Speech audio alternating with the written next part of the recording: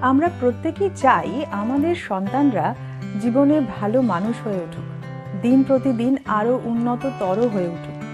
ভালো মানুষ হওয়ার লক্ষ্যে আমাদের সন্তানদের এগিয়ে দিতে আমাদেরও তো অবশ্যই কিছু পদক্ষেপ নিতে হবে।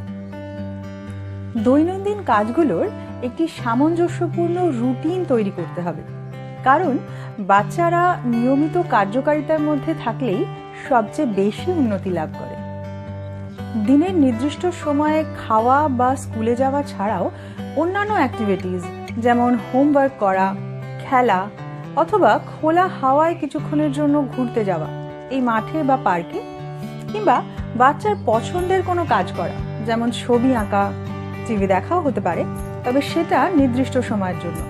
এই সব কিছুই করতে হবে নির্দিষ্ট সময় অনুযায়ী, রুটিন অনুযায়ী। আর হ্যাঁ, নির্দিষ্ট সময় ঘুমের কথাটা ভুললে কিন্তু চলবে না। আপনার বাচ্চাকে প্রতিদিন একটি নির্দিষ্ট সময়েই ঘুম পাড়াতে হবে বা ঘুমোতে দিতে যেতে হবে।